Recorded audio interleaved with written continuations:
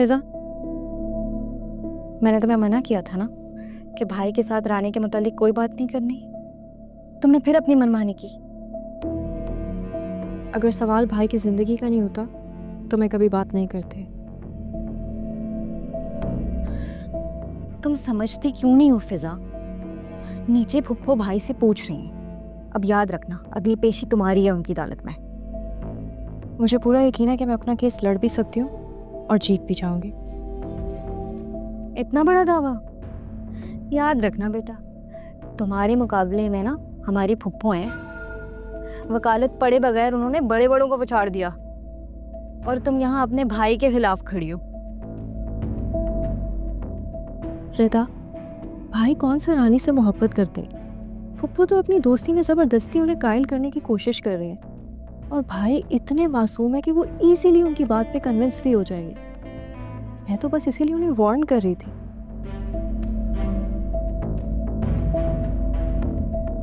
ताहिरा, ताहिरा, ताहिरा, कहाँ हो? शहनाज बाजी, क्या हुआ? खैरियत? खैरियत कहाँ है? मैं तो बहुत बड़ी बेवकूफ हूँ, तो मुझे अब समझ में आया। ये तो सारी जिंदगी समझती आई कि तुम्हारे बच्चे बड़े ताबेदार हैं, अपनी फुप्पो के बहुत फरमाबरदार हैं। मुझे तो पता ही नहीं चला, वो बड़े हो गए, अपने फैसले खुद करने लग गए। अरे आप बैठे तो सही ना, आप बैठे। अब बताए कि क्या हो गया, हुआ क्या है? आज से 20 साल पहले अपने मरहूम भाई से किए हुए वादे को निभाने के लिए मैंने हमेशा तुम्हारे बच्चों को अपनी औलाद पे फौकियत दी, उनको ज्यादा अहमियत दी, उनका हमेशा साथ दिया। लेकिन आज साकिब के जवाब ने मुझे मेरी औकात याद दिला दी। अरे शहनाज बाजी, अल्लाह खैर करे, ऐसी क्या बात हो गई और क्या कह दिया साकिब ने? प्लीज मुझे बताएं तो सही। मैंने तुम्हें बताया था ना साकिब और रानी के रिश्ते के बारे में। तुम्हारे साहबजादे ने साफ इनकार कर दिया। क्यों? अरे साकिब वो ऐसा कैसे कर सकता है? वो तो आपकी कोई बात नहीं टालता। मुझसे क्या पूछ रही हो? अपनी लाडली से पूछो ना।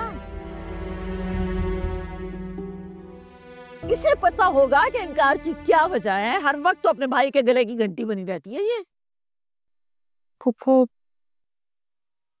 साकिब भाई का फैसला बिल्कुल दुरुस्त है। अच्छा, जरा मुझे भी तो पता चले कि इस दुरुस्त फैसले की वजह क्या थी।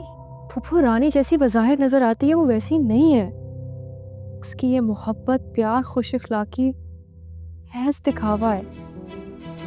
वाह भाई वाह ताहिरा, तुम्हारी बेटी तो विलायत पा गई भाई। ये बात नहीं है, वो खुद गर्ज और खुद परस्त है। मुझे तो हैरत होती है आपकी ज़माना शनासी पर। मुझे नहीं पता कि तुम रानी के बारे में ये सारी फजूल बातें क्यों कर रही। मैं तो इतना जानती हूँ कि वो एक इंतहाई हसास, मोहब्बत करने वाली और समझदार लड़की है। तभी तो वो तुम्हारी माँ की मिजाज पुरसी करने के लिए भागी भागी आई थी। मुझे तो उसमें भी उनका कोई प्लान लगता है।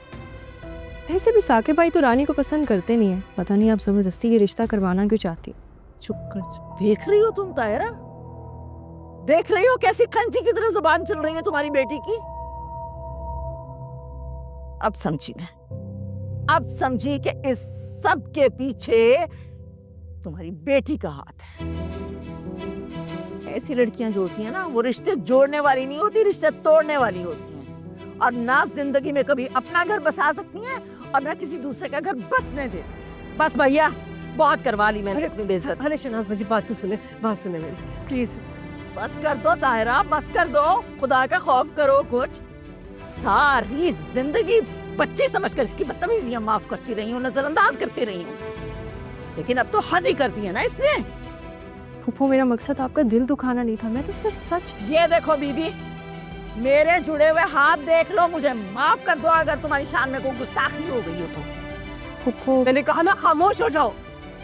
खबरदार जो एक और लफ्ज बोला तुमने तो।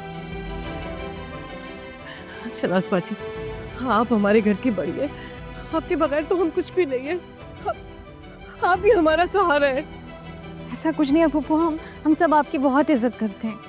अच्छा, ये तो मुझे पता ही नहीं था, आज पता चला मुझे।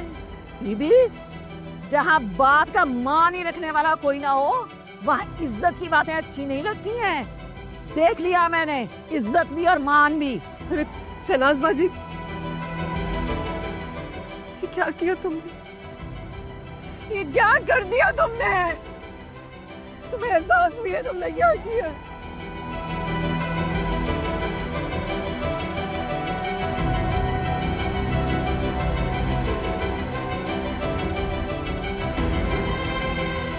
अम्मी, I'm sorry अम्मी, मैं पीछे हट जाओ, तुम मर गई, तुम्हारी माँ।